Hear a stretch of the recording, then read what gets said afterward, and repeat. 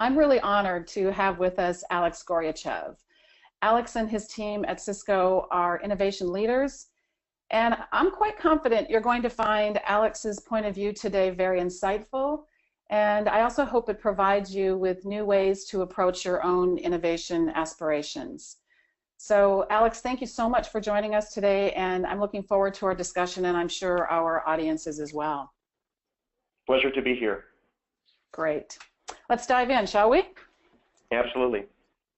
So Alex, our webinar today is titled Adapting to Disruption by Enabling Every Employee to be an Innovator. And in previous conversations, you have shared with me that no one cares unless the employees care. What do you mean by that in the context of innovation? Well, if you think about the innovation, right, we often think that innovation about a product, right, a router or a switch or a new piece of furniture or something that we sell. But at the end of the day, when it comes to innovation, innovation is a mindset, right? Innovation is about constant ability to change, and keep up with the times, or at least keep up with the times, or lead the transitions, right? So it's all about the innovator, not the innovation. Innovation itself is irrelevant. What's relevant is when you have people that are committed to listening to each other, that they're not afraid of speaking their mind, not afraid of contributing their ideas. And when you have diverse and inclusive teams, that's where the innovation is born, right? It's all about, I've never seen innovation that would come out of C-suite, right, or a group of middle-aged white males somewhere on the top of the skyscraper, right? It doesn't really happen. It's all about people with ideas coming together and taking a risk. So when it comes down to culture and innovation, it's important that you have that environment in your company, and obviously have executive support. Right. So when we talk about the employee and the employee caring and the employee being involved, how do you do that at Cisco? How do you drive that employee engagement that makes your innovation program so successful? Well, obviously through trial and error, right? Because we really don't have a perfect recipe. If you think about Cisco, we're a company of over 80,000 people. We just completed our 200th acquisition, right? There's always new people. We're very geographically dispersed. We operate on all continents in over 100 countries. So what we really have is we truly believe in virtual platforms, right? And we truly believe in going to employees and soliciting their ideas. And most importantly, we believe in the power of cross-functional teams, right?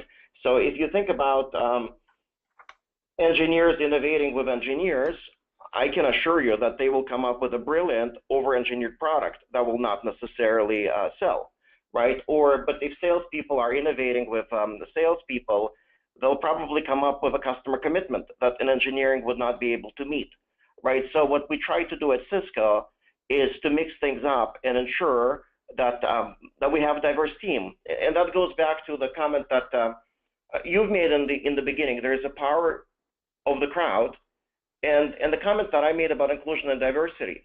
Innovation is about inclusion and diversity because innovation requires a different point of view. By engaging with all employees, we achieve those results. Talk to us a little bit about how innovation has evolved over time at Cisco and what it means for you at Cisco as a catalyst for change in the organization. So if I think about Cisco, right, for those of you that don't know, right, we used to be a very small company. In fact, it was founded by a family couple at Stanford University. They really wanted to communicate with each other, and they were separated by, I believe, either a couple of floors or a building, and they really wanted to email and communicate. So that's how the first router was born. And since then, the company has been innovating consistently. If you think about our innovation strategy generally, we have a multi-pillar approach. First of all, innovation is all about growth, right? We don't innovate for the sake of innovating, right? we innovate for the sake of growing the company and meeting the needs of our customers. If I think about our pillars, the first pillar is build. So we build our own hardware and software. The second pillar is buy. We buy a lot of companies and we integrate them into Cisco. The third pillar is invest. We invest in a lot of companies. We've lately started to invest in particular technology themes or accelerators. So we do a lot of acquisition and investment, and then we partner with many companies. Like yesterday, for example, you probably heard about our partnership with Google on cloud. And last, we co-develop, right? We co-develop with others. We co-innovate. But at the end of the day, all of this is enabled by our employees. And I think that, again, that is the most important pillar. If you don't have the innovation culture, you can't innovate. So on that front, you touched on earlier, but I'd like you to talk more about it, around the idea that innovation really is everyone's business, and that the innovation team, where often people think innovation happens and starts, you said is they're there not to be innovators, but to enable innovation. Talk a little bit more about that. Sure, but maybe let me talk briefly about what innovation is, right?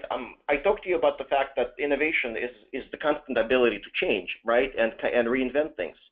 But when we think about innovation, at least when we crowdsource ideas from our employees, what really comes up is not only technological invention, right? But it's all about, there are a lot of ideas about corporate social responsibility or employee experience, or how do we deal with suffocating processes in the company, right?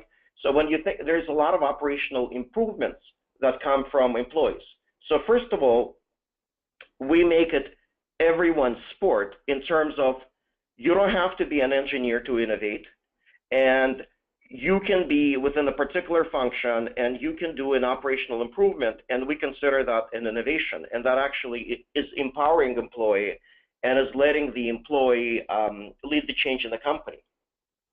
Relative to the innovation team, well, I think the minute that you show up in the company and say, hey, I'm the innovation team, I'm here to change the world, you aren't going to create a lot of friends, right? Everyone will perceive you as a threat, rightfully so, probably, as somebody who's trying to steal budgets or people or glamour, or someone who doesn't understand the nature of the business, right? People often roll their eyes when big consulting company comes in, and people often say, hey, here's this huge consulting company. What is it that they know that we don't, right? So in my opinion, this often happens with the innovation teams.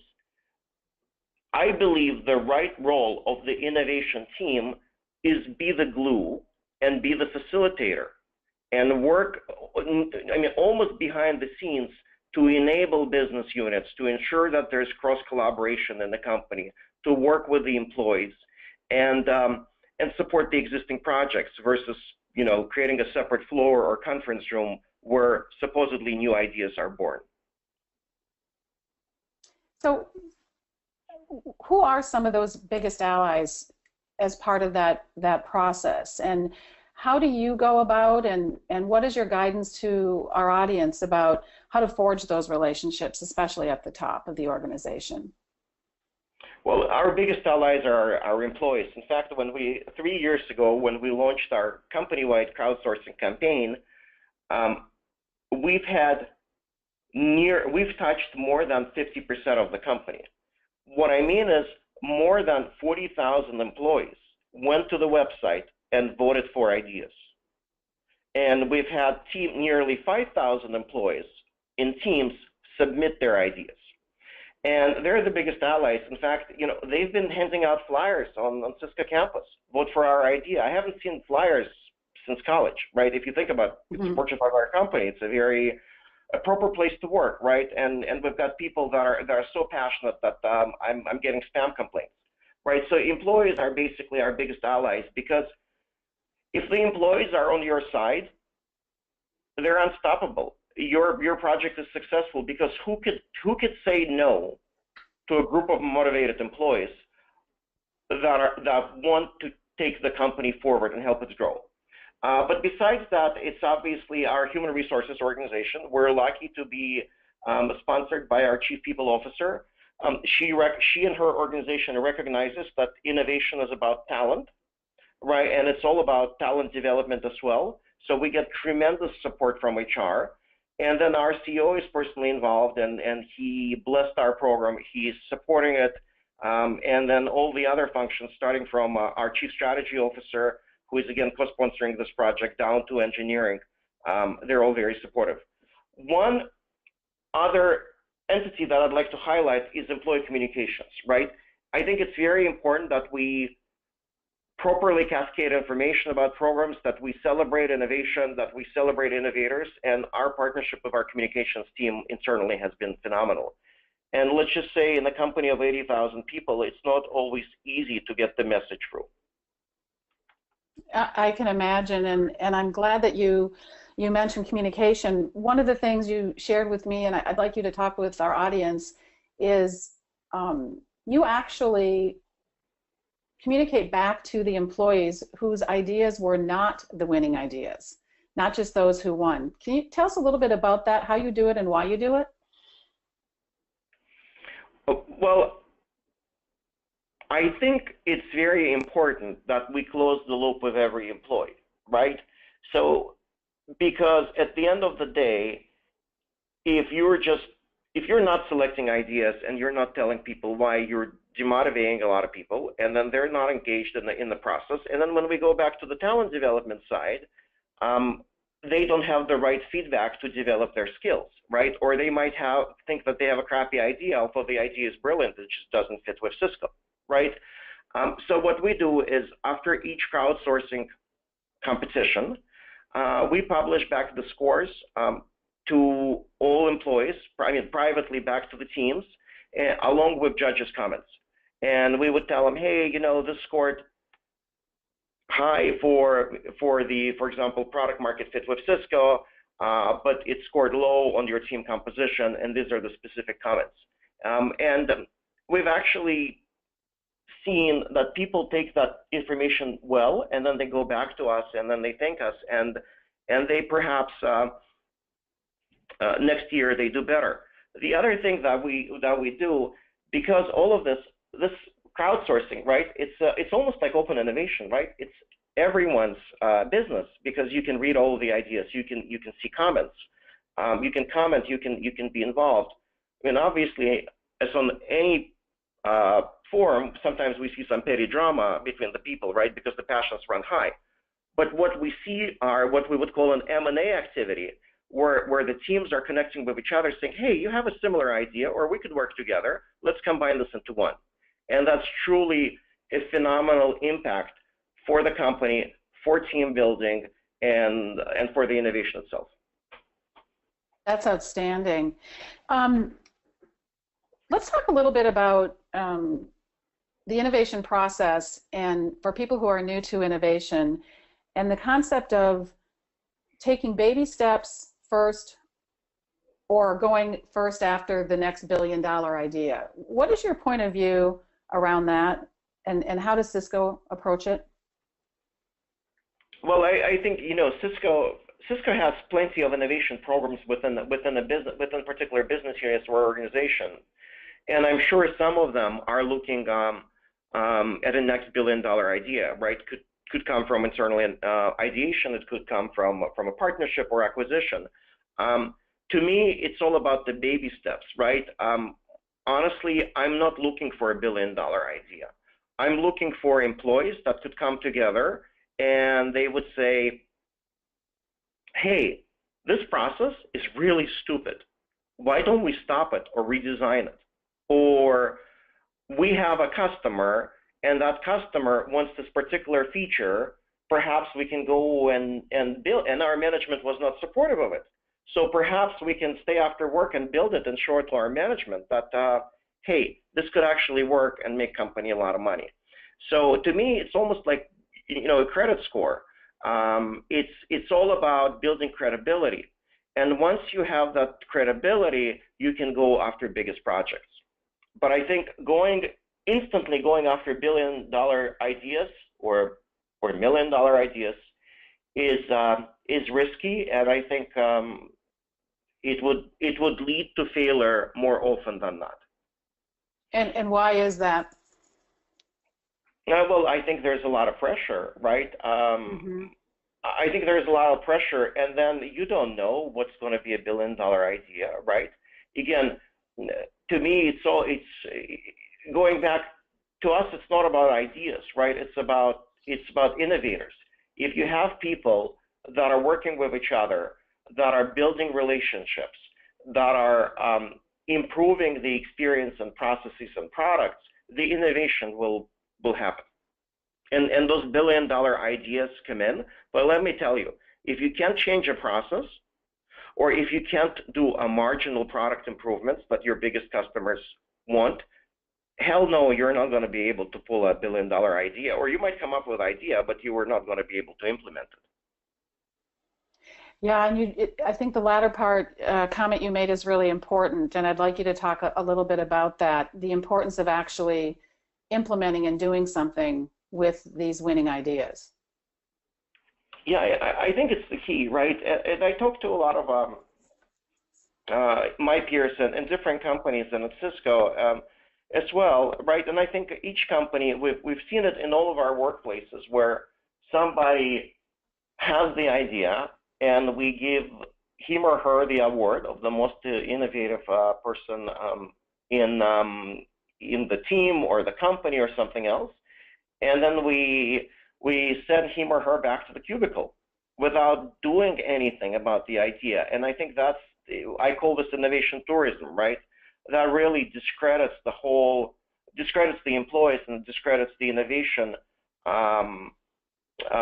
campaigns. I've seen plenty of crowdsourcing where let's all come up with best ideas, right? And then you award some prizes, and then you check back 6 months or 7 months later, and nothing happened. So what we really do is first, I have a team that actually supports the innovators, and we have what we call an innovation concierge, right? So if you're a winning team, you get a babysitter, you get an operations special, you get emotional support, right? Because it's not easy to innovate in a large company, but someone is going to help you how to, I don't know, talk to HR, how to get a PO in, how to spend your money, how to find a vendor, and how to meet with the vice president of your business units, or how to get in front of our CEO. And we've done all of that. So when someone wins, it's the beginning of the journey, not the end. And I think that's critical. And then we give, besides that concierge, we give actual money, we find executive sponsors, we give time off, and we really ensure that there is a support network behind our employees' efforts. I love the innovation concierge. What a wonderful moniker for what you're doing there, and it's also very similar to how we as Spigit engage with our clients when they come on board. A similar approach. So it's really great to hear that. Sort of piggybacking on what you just said about the idea being the start of the journey but not the end. What is your advice to people inside of organizations or organizations who say we're not ready to innovate, or it's not a good time for us right now, we have so much on our plates already? What do you say to that? My advice would be brush up your resume, right? Because at the end of the day, it's disrupt or be disrupted. Right, because those transitions, they come out of nowhere. Let's think about the Pokemon Go. Just one day it appeared, and the entire world was chasing, mythical creatures with their iPhones. Which, if you were to talk to people about that month prior, they would say, no, it's a psychiatric case. That's impossible, right? But those transitions happen. So it's disrupt or be disrupted, and we're seeing a lot of industries that are being disrupted, and we're seeing a lot of new opportunities. I think for the companies that are big or small, that have the cash, they need to have a growth function, and or innovation function. I think, again, innovation is about growth. It's not about new technology. It could be about business partnerships. And they need to take this seriously, or I don't know, maybe they're planning to retire or go somewhere else. But it's now or never. What's your advice to somebody who is feeling that pressure that you described and knows it's coming, but feels like their internal plates are so full and it's very hard to sort of carve out an innovation plan? What is your advice to a company to get started with a program? Well, I think, if you think about starting with a program, right, it's all about convincing other people, right? So it's all about building relationships inside the companies and making sure that there's a budget. I mean, because at the end of the day, when you say time for innovation program, it's often about budget, right? Because time, it comes down to time and materials and labor, right? I think it's about pulling data, and it's looking at what's happening in the industry, and it's really easy to get the data on how the industry is being disrupted, and presenting that to the executives. Again, something that running crowdsourcing campaigns is not that hard, and it's not that expensive, especially when you compare it to executive compensation, right? So I think if you position it as, hey, we really want to run an experiment. Our employees have a lot of ideas. We want to hear from them. This will contribute to our company culture. It will build better relationships. It will help our brand. It will help retention. It will help recruiting.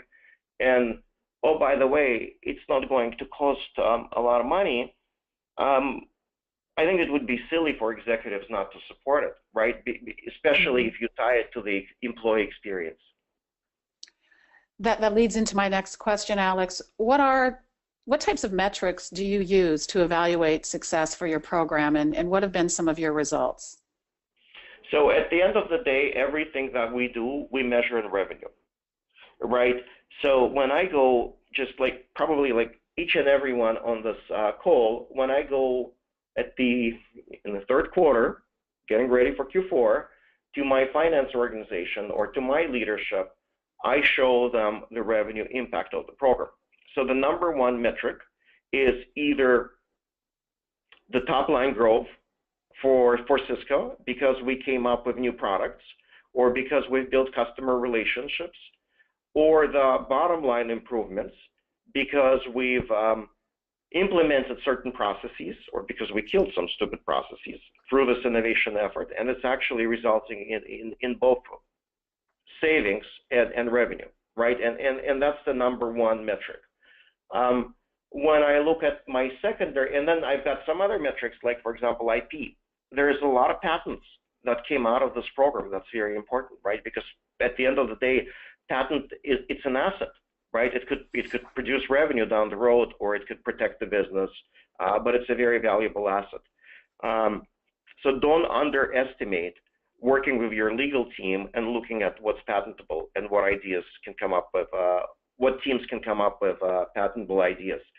And then we'll look at soft metrics, which is employee engagement and how employees are connected, what percent of the company participate and where they participate, right?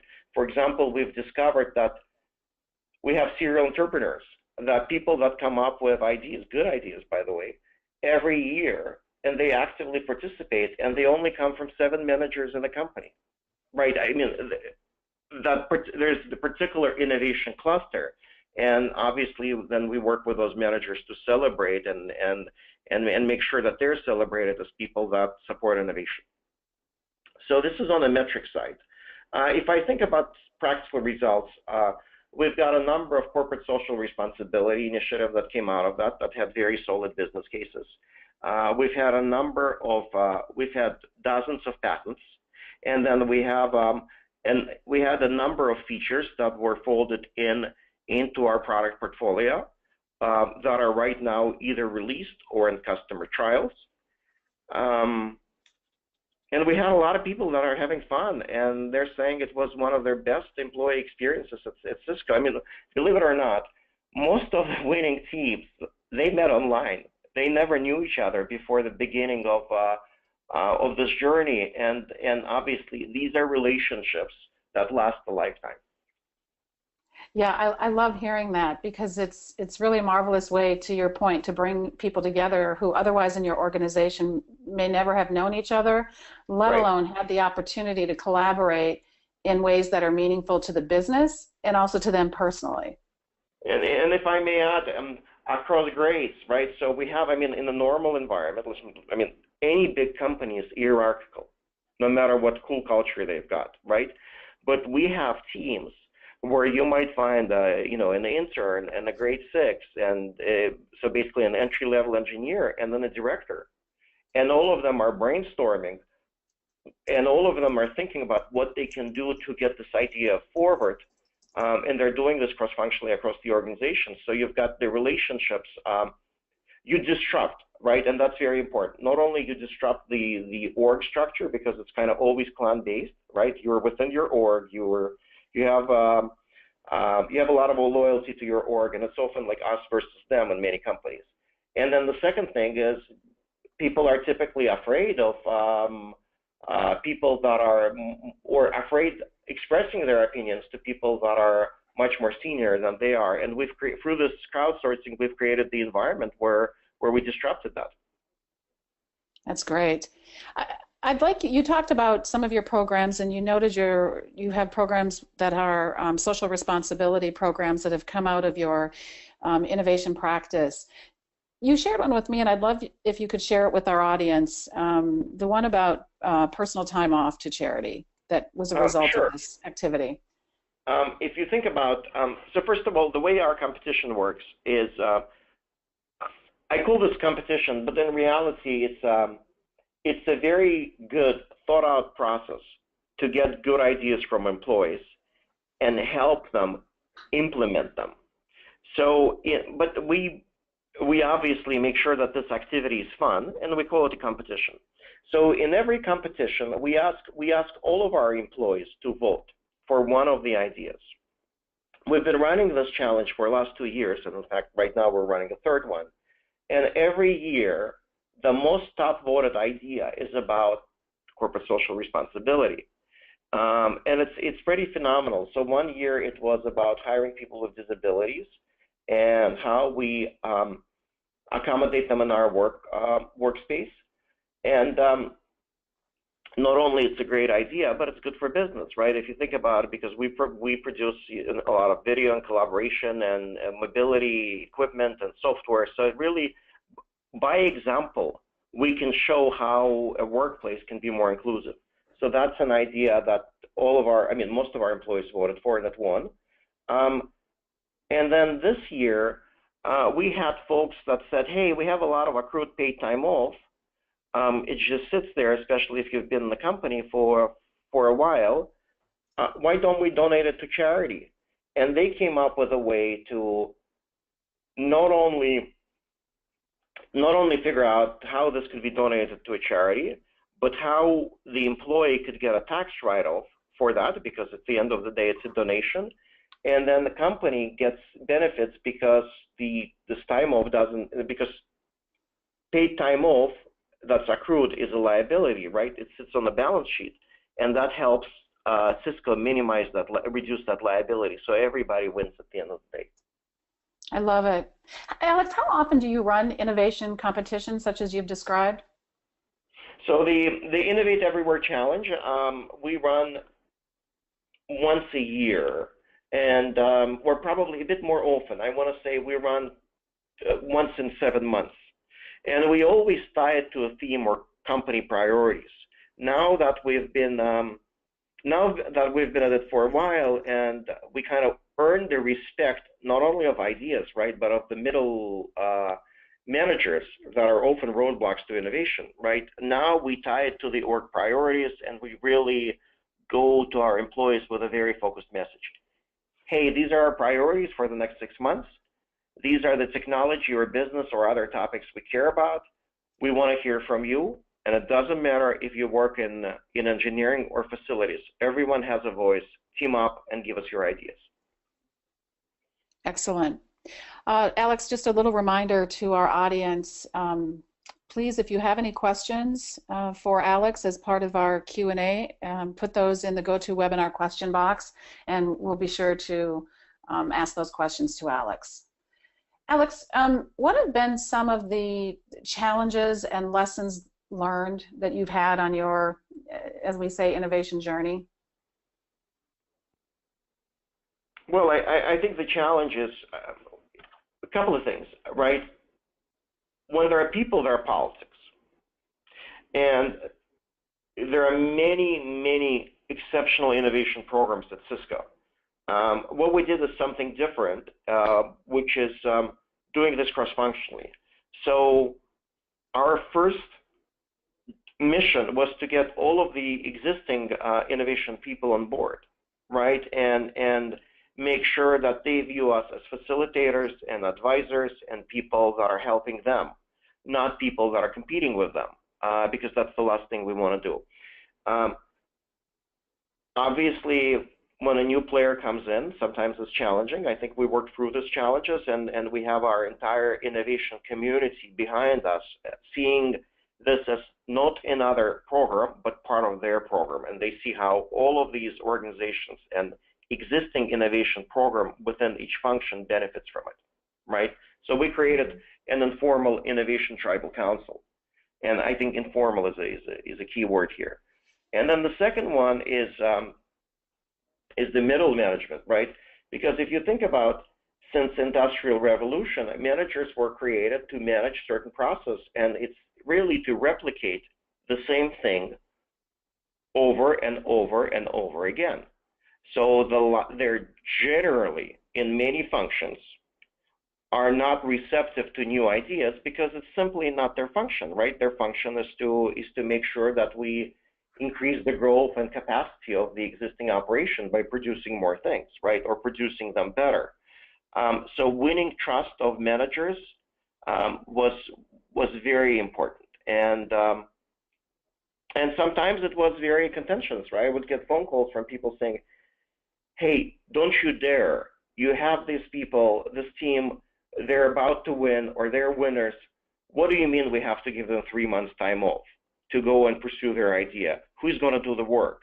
And I think working with the managers, getting their buy-in early on and helping them see how this benefits their organization was the biggest challenge, and it was the biggest adventure in which we've succeeded. How did you do that, Alex? Oh, carrot and stick, right? So but at the end of the day, if the employees want it, you got to support them, right? If our CEO and our C-suite, they're all passionate about it. And then we celebrate the managers that are that do this, that help us and create the right culture with their employees.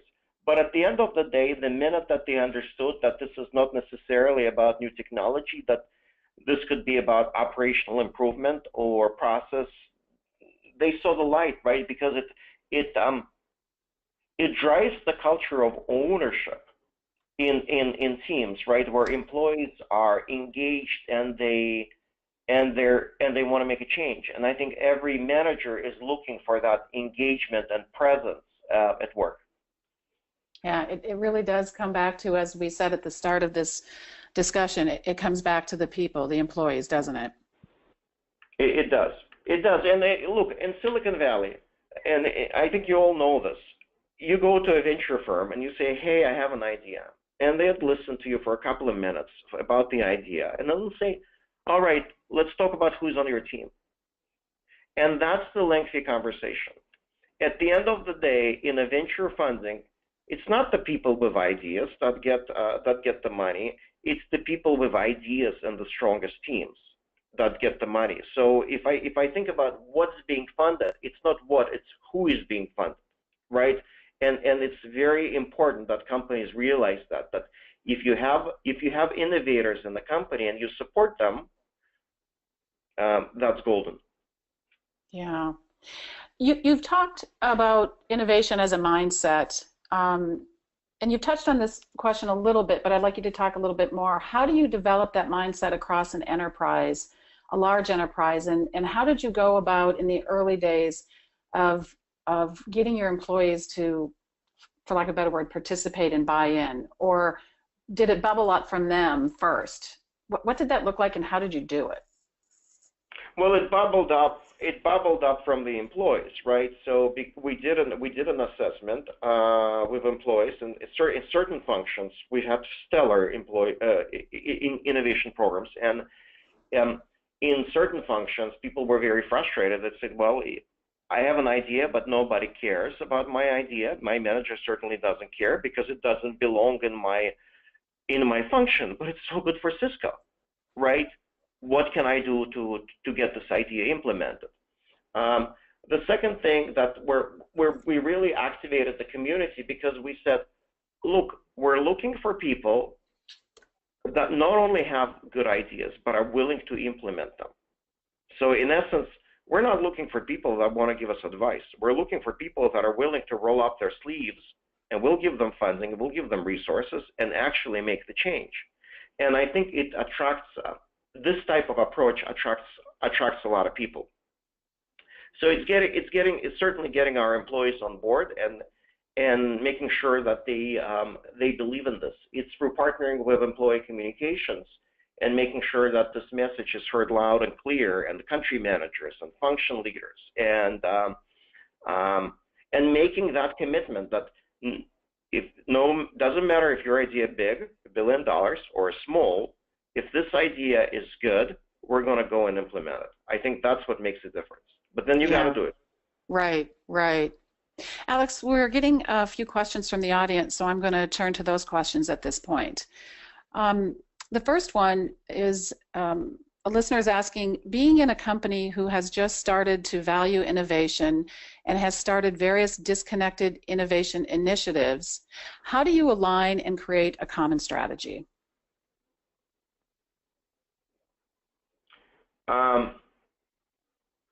To be honest, I'm not sure. It really depends how the company is organized. To be honest, I'm not sure that common strategy is always possible, right? Because there could be competing interests, or because there could be different approaches between the business units, right?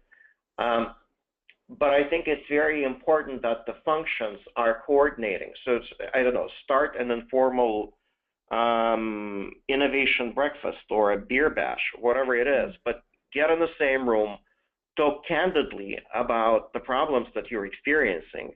Because I go to this innovation conference. Let me tell you, it's like basically it's an emotional support group, and that's very important, right? Because at the end of the day, it's a very difficult job, because every day you fight with the existing system, right? And you feel a lot of pressure to come up with all those new ideas.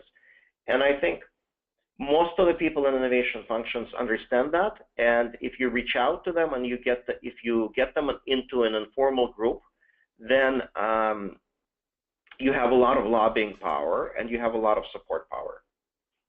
Yeah, I love how you put it, an emotional support group, because it's not easy. And, we talk about that a lot with our clients. And one of the things we talk about is the power of the Spigit community, and finding forums such as this and others where our clients can come together and talk about their shared experiences and share best practices and talk through what's working and what's not. So I think that's great. The next one, Alex. Alex mentioned that innovators are seen as a threat. How do you convince executives and other innovation initiative leaders to collaborate toward a common strategy? I think that's somewhat similar to the first question, but it's more in the context of innovators being seen as a threat. Yeah, I think the innovative teams are often being seen as a threat, right? My advice would be to, if you're in the central innovation team at a company, make yourself invisible, and work. I mean, in essence, minimize your branding, right? Because at the end of the day, it's and think of yourself as an enabler. And I think when you minimize your branding, and a lot of people would work better with you, right? Because they don't see you as a personal threat or career threat or threat to their teams, and instead focus on enabling and supporting them and lobbying for those teams. I think that's the main advice. In essence, make it your journey to celebrate their successes and help them. And if you're on a collision course, I suggest you just get in the room and say, hey, we don't. It's like in any meeting, we don't have trust, or it looks like we're on a collision course. How about we join forces, or what it is that we can do to de-risk this? But having that early conversation is good, because I think we all know that at the time of budget crisis, innovation is almost always the first function to get cut, right? In many companies, because people are so focused on the current quarter or current year. So it's very important, and I think that's a good argument for all innovation people to stick together.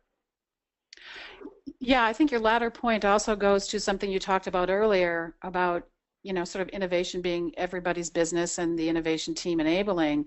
It goes back to reaching out to other cross-functional areas who can be executive sponsors of competitions or challenges, right? That whole enablement piece, because when you have that and you're driving results from across the organization, it's a little more challenging to say no to continuing innovation. Would you agree with that?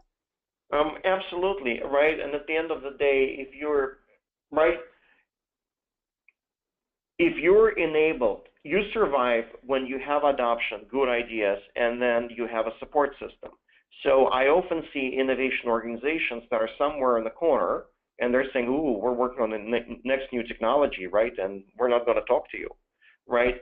So I think it's all about partnering with as many business units and functions in the company as possible, and getting all of them to see that they could benefit from innovation, from HR to corporate social responsibility teams to finance, because they appreciate the savings, right? To every business unit. And if they see that that you are supporting them, of course they'll support you. Where have you had the most success in that area? I know that you've talked a little bit about an increasing need and interest, if you will, from the HR side of companies. I love working with HR, right? Because, again, we began this with the fact that innovation is all about talent, right? If you think about talent strategy, it's all about attracting the right people. It's about retaining them, and innovation programs, they help with that. It's about building. It's about inclusion and diversity, and innovation is synonymous with inclusion and diversity. It's about building better communications and relationships with employees, and that's what you achieve through crowdsourcing. The HR works with culture, right, and the openness, and certainly when you do innovation campaigns that are broad, you advocate for that culture of openness. And at the end of the day, when you think about HR, it's not only about talent management, it's about learning and development.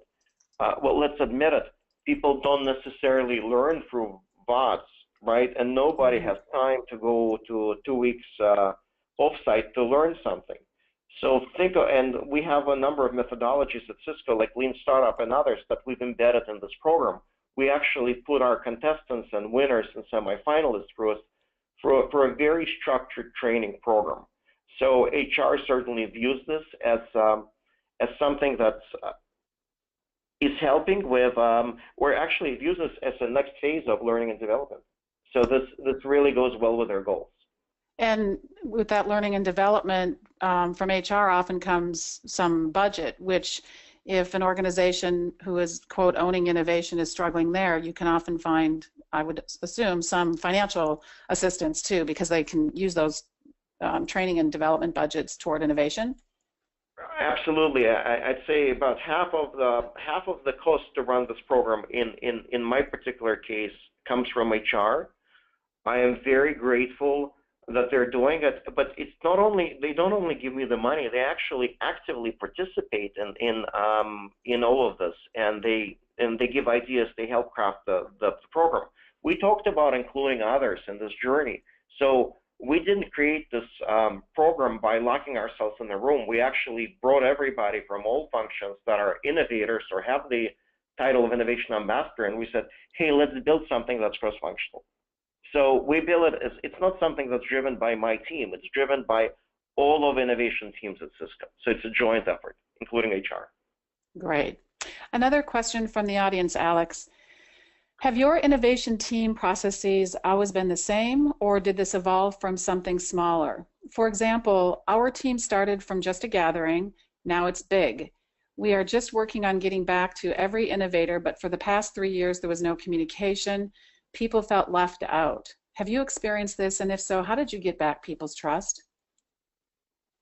Well, my particular program, we did it. My background is in operations. I work for startups, so I'm familiar with where you need to reinvent things. So I think we started this on a right track with communications and everything, kind of most of our ducks in a row. But if I were to think about the team that's trying to make a change, my first advice is rebrand, right? And the second one is be candid about the things that went wrong in the past, right? It's like, our dear employees, we've asked you and you've shared some feedback and we've listened. And guess what? Because of that feedback, we're making a change. I think people will love that because they're being heard. And most importantly, it engages them in the process. They already feel like they're stakeholders in whatever you're doing. Yes, and I think this questioner said something really important about what their challenge was, that for the past 3 years, there was no communication and people felt left out. Right. You talked a lot about the importance of ongoing communication to the crowd about what is and is not happening, right? It's essential, right? Because you have to engage, first of all, you have to manage your stakeholders, the executives and finance and other people that are providing air cover and that actually benefit from what you're doing. And you have to keep the employees informed and engaged. That's why I use the word competition because we've made a fun game out of it. But at the end of the day, it's a replicable process. It's just, it's fun. Everyone at Cisco gets a token to invest, and then they can invest in their ventures. They can be mentors. They could be angels. So we give every employee a way to be involved with innovation, and we don't limit it to engineering. You know, I've talked to some folks who say, if they have to lead an innovation program, they may not have, quote, come from innovation background. They have a background that is what might be perceived as not related to innovation. How did you get on this innovation path that you're traveling? You didn't, quote, wake up and say, I'm going to be an innovator. You had an interesting path that took you there. Do you mind sharing that with folks? Well, first of all, I think about I'm not sure I've seen a lot of programs being advertised where you get a PhD in innovation or something like that. I've been at a lot of scientific innovation conventions. I mean, honestly, I got extremely bored. It's not my cup of tea, right? Because let's not confuse long-term research and development with innovation within an enterprise that needs to happen with blinding speed. And in my background, I worked for consulting companies before, where you know that you got to produce something, because guess what? If you're not billing and your client is not happy, your purchase order is not getting renewed, right? So I think in order to be successful, you have to have that small business mentality. And then I worked for a couple of startups, one of them being Napster, where we had to get up and fight what we believed was a good fight every day and make sure that we stay afloat. So if you have that mentality of bringing others in, and the fact that innovation is not about it's not even about new things. It's about making existing things work better, right? We see a lot of, like for example, Uber. What did they invent? I mean, not much, right? All of the components existed. They just had a leap of faith in that particular business model, that people would meet people on the internet and people would jump into strangers' cars. And guess what? When we grew up, our parents told us never meet people from the internet and don't go into strangers' cars. But they had a leap of faith that this is going to happen. But the rest is, look, all of that technology existed, right? So I think it's all about having that mindset and frankly, starting small. Right. Right. You touched on one of the other questions that an audience member had, and that is, what's different about innovation today and then from what it was in the past? I think you started touching on that in this last answer. Sure. So I think innovation in the past we've enjoyed more time to come up with new products, right? So in every enterprise there would be some kind of a strategic team, and then they would say, well, in the next 3 years the world will change in this particular way. So for the next 3 years, let's give you funding, and you're going to go into a cave and come up with a new product, right? So right now it's just everything is happening much faster, and you have to respond faster, and it's easier to get disrupted, right? Because any large company can be disrupted, and it doesn't take a lot of money to disrupt. I mean, total cost of ownership for starting a company or starting a business is basically immaterial. You can start a business with $5,000, and if you don't have $5,000, you can crowdsource it online in 5 minutes, right? And going back to, there was a question, what of our executives don't believe in starting an innovation campaign? Give them that example, that truly your competition can come up out of nowhere from any country and seriously disrupt your business very quickly.